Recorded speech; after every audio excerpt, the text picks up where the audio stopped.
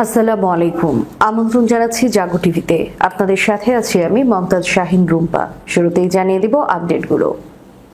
খামেনির ভান্ডারে নতুন ভূমিকম্প মিসাইল, আছে ইলেকট্রোম্যাগনেটিক ক্ষমতা। দুদিক থেকে 5 বোমার আঘাত, শহীদ হলেন হামাসের মুখপাত্র আবু ওবায়দা। ইয়েমেন হামলায় শহীদ প্রধানমন্ত্রীর রক্তের হিসাব কঠিনভাবে চুকানো হবে, ইরানের আইআরজিসি। পুতিনকে দমাতে পশ্চিমাদের নীল নকশা, বড় যুদ্ধের প্রস্তুতি। প্রধানমন্ত্রীকে হত্যার কঠোর প্রতিশোধ নেওয়ার হুঁশিয়ারি হুথিদের। নোবেল নয়, নেতানিয়াহু এবং ট্রাম্প গণহত্যা পুরস্কার পাওয়ার যোগ্য, হঠাৎ কেন বললেন ইসরায়েলি কলামিস্ট। ইসরায়েল প্রথমবার ঠেকিয়ে দিল আরেক জাহাজ দিয়ে গাজা অভিমুখে গ্রেটা থুনবার্গ। শুনছিলেন শিরোনাম, এবারে বিস্তারিত।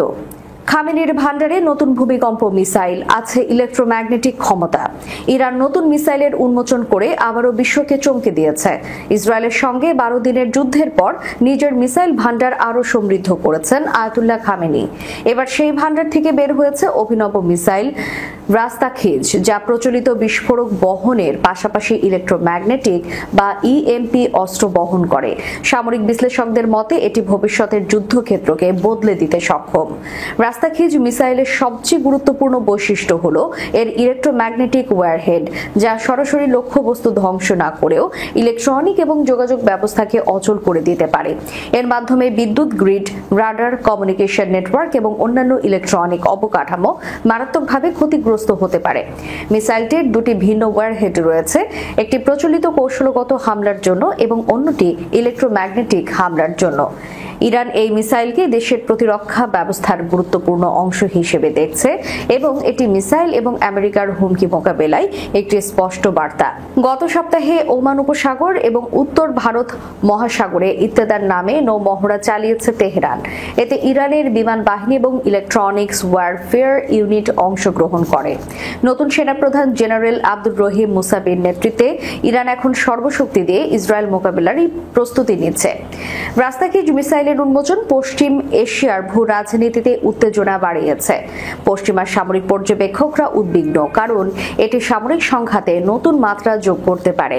ইরান পশ্চিমা নিষেধাজ্ঞা সত্ত্বেও নিজেদের সামরিক প্রযুক্তিকে উন্নত করতে সক্ষম প্রমাণ করতে চাইছে। উল্লেখযোগ্য, ইতোমধ্যেই তেহরান 1068টি নতুন লঞ্চার তৈরি করেছে, যার মধ্যে 300টি ভারী ব্যালিস্টিক মিসাইল উৎক্ষেপণে সক্ষম।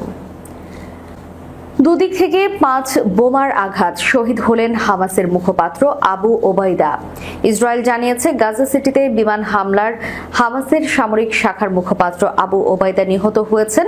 শনিবার আল রিয়াল এলাকায় ইসরায়েলি বিমান হামলার পর এই খবর প্রকাশ্যে এসেছে। ইসরায়েলের প্রতিরক্ষা মন্ত্রী ইসরায়েল কাতজ এই অভিযানের জন্য সেনাবাহিনী এবং নিরাপত্তা সংস্থা শিন বেটকে অভিনন্দন জানিয়েছে, তবে তিনি হামলার সুনির্দিষ্ট সময় বা অবস্থান জানাননি। আইডিএফ এক বিবৃতিতে জানিয়েছে শিন বেট এবং সামরিক গোয়েন্দা শাখার তথ্যের ভিত্তিতেই আবু ওবায়দার অবস্থান শক্ত করা সম্ভব হয়।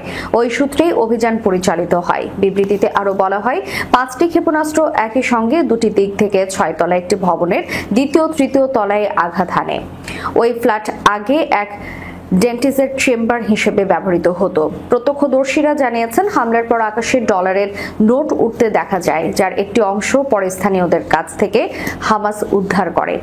রোববার রাতে বিবিসি জানিয়েছে হামাস এখনো আনুষ্ঠানিকভাবে আবু ওবায়দার মৃত্যুর খবর নিশ্চিত করেনি, তবে ফিলিস্তিনের পক্ষ দাবি করছে ওই হামলায় বহু বেসামরিক মানুষ হতাহত হয়েছেন। স্থানীয় সাংবাদিকদের বরাতে জানা গেছে অন্তত 7 জন নিহত এবং 20 জন আহত হয়েছেন, যাদের মধ্যে শিশুও রয়েছে। এক প্রত্যক্ষদর্শী জানিয়েছেন বিস্ফোরণের তীব্রতায় আশেপাশের মানুষ আতঙ্কে দৌড়াতে শুরু করে। প্রায় 40 বছর বয়সী আবু ওবায়দা দীর্ঘদিন ধরেই মুখ ঢেকে ভিডিও বার্তার মাধ্যমে হামাসের প্রচারণা চালিয়ে আসছিলেন। আল কাসাম ব্রিগেডের হয়ে তিনি ইসরায়েলের বিরুদ্ধে কঠোর বক্তব্য দিতেন এবং হামাস সমর্থকদের কাছে একরকম প্রতীকে পরিণত হয়েছিলেন। শুক্রবার দেওয়া তার শেষ ভাষণে তিনি গাজা সিটিতে ইসরায়েলি অভিযানের বিরুদ্ধে সতর্ক করেছিলেন এবং বন্দী ইসরায়েলিদের ভবিষ্যৎ নিয়ে হুমকি দিয়েছিলেন। ইসরায়েলি প্রতিরক্ষা মন্ত্রী কাতাজ বলেছেন আবু ওবায়দার আরও অন্যান্য সহযোগীকেও টার্গেট করা হবে। ইসরায়েলি নিরাপত্তা মন্ত্রিসভা সম্প্রতি গাজা সিটি দখলের পরিকল্পনা অনুমোদন করেছে। জাতিসংঘ এই পরিকল্পনাকে বিধ্বংসী বলে আখ্যা দিয়েছে।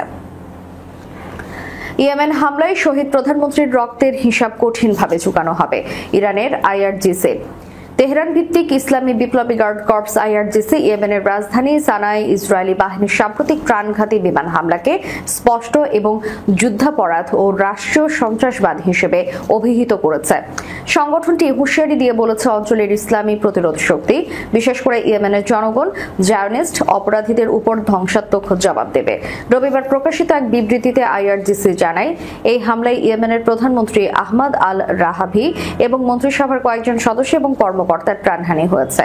এটিকে মানবতার বিরুদ্ধে ভয়াবহ অপরাধ এবং রাষ্ট্রীয় সন্ত্রাসবাদের নগ্ন উদাহরণ হিসেবে উল্লেখ করা হয়।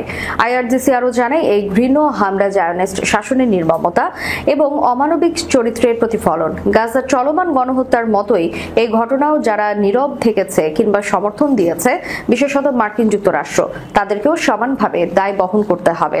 বিবৃতিতে বলা হয়, ইসরায়েলের অমানবিক এবং সম্প্রসারণবাদী চরিত্র স্পষ্ট হয়ে উঠেছে। যুক্তরাষ্ট্রের পূর্ণ সমর্থন এবং আন্তর্জাতিক নিরাপত্তার কারণে এই দখলদার শাসন অঞ্চল এবং বৈশ্বিক নিরাপত্তার জন্য গুরুতর হুমকি হয়ে দাঁড়িয়েছে।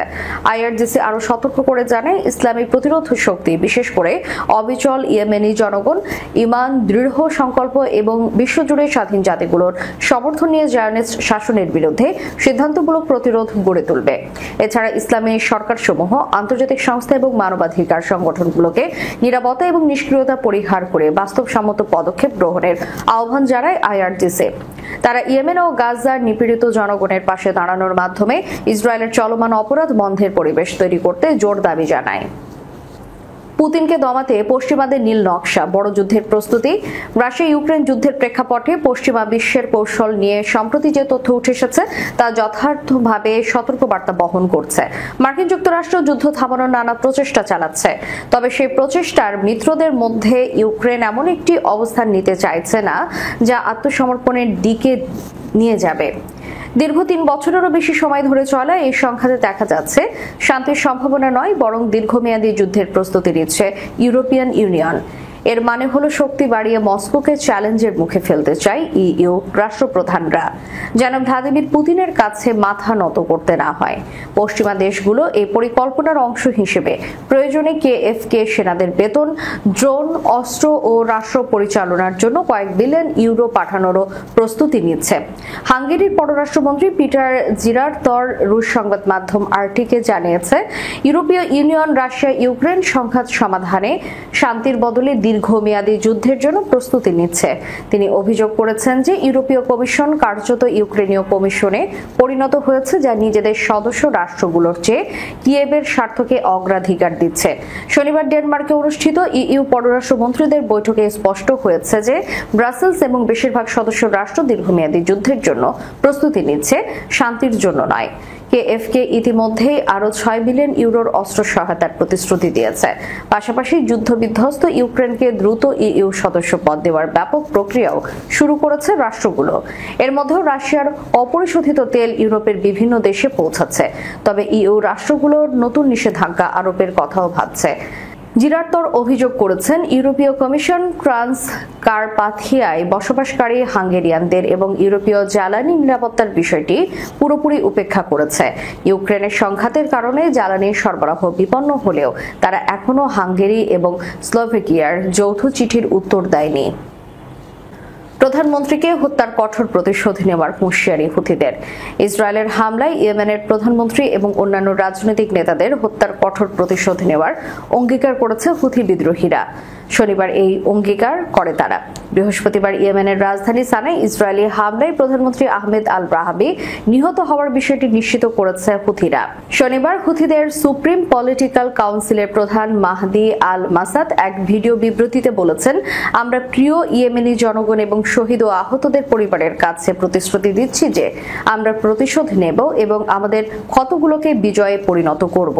এদিকে হুথি পরিচালিত টেলিভিশনে সম্প্রচারিত এক বিবৃতিতে দলটি বলেছে, গত 1 বছর ধরে সরকারের কার্যকলাপ এবং কার্যক্ষমতা মূল্যায়নের জন্য আয়োজিত একটি নিয়মিত কর্মশালার সময় মন্ত্রীদের লক্ষ্যবস্তু করা হয়েছিল। সেখানে হুথি বিদ্রোহীদের গোপন নেতার বক্তৃতা শোনার জন্য শীর্ষস্থানীয় কর্মকর্তারা জড়ো হয়েছিলেন।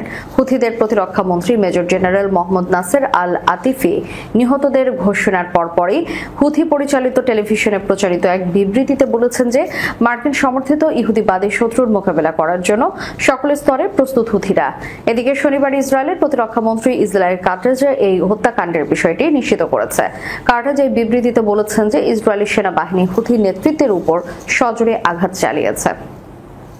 নোবেল নয়, নেতানিয়াহু ও ট্রাম্প গণহত্যা পুরস্কার পাওয়ার যোগ্য। ইসরায়েলি কলামিস্ট গিডিয়ন লেডি বলেছেন, যদি নেতানিয়াহু এবং ট্রাম্প কোনো পুরস্কারের যোগ্য হন তবে এটি হবে এমন একটি পুরস্কার যা সৌভাগ্যবশত এখনো প্রতিষ্ঠিত হয়নি, গণহত্যা পুরস্কার।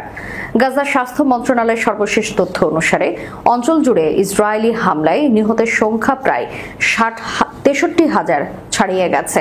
একই সময়ে 1.5 লাখের বেশি মানুষ আহত হয়েছে। অনেকেই ধ্বংসস্তূপের নিচে চাপা পড়ে আছেন। চলতি বছরের শুরুতে যুদ্ধবিরতি ভঙ্গের পর 27 মে থেকে ইসরায়েল জাতিসংঘ এবং আন্তর্জাতিক মানবিক সংস্থাগুলোকে এড়িয়ে গাজা হিউম্যানিটেরিয়ান ফাউন্ডেশনের মাধ্যমে একটি পৃথক সাহায্য বিতরণ উদ্যোগ শুরু করেছে। এতে সমর্থন দেয় যুক্তরাষ্ট্র। ইসরায়েলি বাহিনী খাদ্য বিতরণ কেন্দ্রের কাছে জড়ো হওয়া ফিলিস্তিনিদের উপর গুলি চালিয়ে যাচ্ছে। এর ফলে শত শত মানুষ নিহত হচ্ছে। এরই মাঝে ইসরায়েল সম্পূর্ণ গাজা দখলের জন্য আক্রমণ তীব্র করেছে। হারেজের লেখা এক কলামে গিডিয়ন লেডি বলেছেন, গাজায় রক্তপাতের জন্য ডোনাল্ড ট্রাম্পের মতো অন্য কোনো ইসরায়েলি এতটা দায়ী নন। লেভির মতে, ট্রাম্প একটি ফোন কলের মাধ্যমে যুদ্ধ শেষ করতে পারেন, তবে তিনি তা করতে পারেনি। তিনি আরো বলেন, ট্রাম্প কেবল ফোন করেননি তাই নয়, তিনি ইসরায়েলি যুদ্ধযন্ত্রকে অর্থায়ন, অস্ত্র এবং সমর্থন অব্যাহত রেখেছে যেন কিছুই হচ্ছে না। প্রসঙ্গত, গত বছরের নভেম্বরে আন্তর্জাতিক অপরাধ আদালত গাজায় যুদ্ধাপরাধ এবং মানবতা বিরোধী অপরাধের জন্য নেতানিয়াহু এবং তার প্রাক্তন প্রতিরক্ষা মন্ত্রী ইয়োভ গালান্তের বিরুদ্ধে গ্রেফতারি পরোয়ানা জারি করে। উপত্যকা জুড়ে যুদ্ধের জন্য ইসরায়েল আন্তর্জাতিক বিচার আদালতে গণহত্যার মামলার মুখোমুখি। ইসরায়েল প্রথমবার ঠেকিয়ে দিল আরেক জাহাজ নিয়ে গাজা অভিমুখে গ্রেটা থুনবার্গ। জলবায়ু পরিবর্তন আন্দোলনের কর্মী গ্রেটা থুনবার্গ আবারও গাজার উদ্দেশ্যে ত্রাণবাহী জাহাজ নিয়ে রওনা দিয়েছেন। রোববারে স্পেনের বার্সেলোনা বন্দর থেকে যাত্রা শুরু করা এই নৌবহরের লক্ষ্য ইসরায়েলি অবরোধ ভেঙে গাজায় খাদ্য এবং অন্যান্য মানবিক সহায়তা পৌঁছানো। বার্তা সংস্থা রয়টার্সের প্রতিবেদনে বলা হয়েছে, গ্রেটা নৌবহরকে বিদায় জানাতে বার্সেলোনার বন্দরে জড়ো হন হাজারো মানুষ। তারা ফিলিস্তিনি পতাকা নেড়ে ফ্রি প্যালেস্টাইন এবং এটা যুদ্ধ নয় গণহত্যা স্লোগান দিয়ে জাহাজগুলোকে বিদায় জানান। সফর শুরুর আগে থুনবার্গ বলেছেন, এটি এমন এক মিশন যা চ্যালেঞ্জ জানাচ্ছে সেই সহিংস আন্তর্জাতিক ব্যবস্থা, যে ব্যবস্থা আন্তর্জাতিক আইন রক্ষায় সম্পূর্ণ ব্যর্থ। এটি থুনবার্গের দ্বিতীয় প্রচেষ্টা। এর আগে গত জুনে তিনি অন্য কয়েকজন কর্মীর সঙ্গে গাজার উদ্দেশ্যে রওনা দিয়েছিলেন, কিন্তু ইসরায়েলি বাহিনী তাদের ছোট জাহাজ আটক করে এবং তাদের ইসরায়েল থেকে বের করে দেয়। 2007 সাল থেকে ইসরায়েল গাজায় নৌ অবরোধ চালু রেখেছে। দেশটি বলেছে, হামাসের কাছে অস্ত্র পৌঁছানো ঠেকাতে এই পদক্ষেপ নেওয়া হয়েছে। ইসরায়েলের আগের প্রচেষ্টা এবং থুনবার্গের জুনের উদ্যোগকেও হামাসপন্থী প্রচারণা হিসেবে বর্ণনা করেছে। অন্যদিকে নৌবহরের আয়োজকেরা বলেছেন, বিশ্ব নেতারা ইসরায়েলের উপর চাপ সৃষ্টি করতে ব্যর্থ হয়েছেন, যার ফলে গাজায় দুর্ভিক্ষ দেখা দিয়েছে। গ্লোবাল হাঙ্গার মনিটরের তথ্য মতে গাজার কিছু অংশ ইতিমধ্যেই দুর্ভিক্ষে ভুগছে। শেষ করার পূর্বে সংবাদ শিরোনামগুলো জানিয়ে দিব আরো একবার। খামেনির ভান্ডারে নতুন ভূমিকম্প মিসাইল, আছে ইলেকট্রোম্যাগনেটিক ক্ষমতা। দুদিক থেকে 5 বোমার আঘাত, শহীদ হলেন হামাসের মুখপাত্র আবু ওবায়দা। ইয়েমেন হামলায় শহীদ প্রধানমন্ত্রীর রক্তের হিসাব কঠিনভাবে চুকানো হবে, ইরানের আইআরজিসি। পুতিনকে দমাতে পশ্চিমাদের নীল নকশা, বড় যুদ্ধের প্রস্তুতি। প্রধানমন্ত্রীকে হত্যার কঠোর প্রতিশোধ নেওয়ার হুঁশিয়ারি হুথিদের। নোবেল নয়, নেতানিয়াহু এবং ট্রাম্প গণহত্যা পুরস্কার পাওয়ার যোগ্য, হঠাৎ কেন বললেন ইসরায়েলি কলামিস্ট। ইসরায়েল প্রথমবার ঠেকিয়ে দিল আরেক জাহাজ দিয়ে গাজা অভিমুখে গ্রেটা থুনবার্গ। এতক্ষণ আমাদের সাথে থাকার জন্য ধন্যবাদ। আল্লাহ হাফেজ।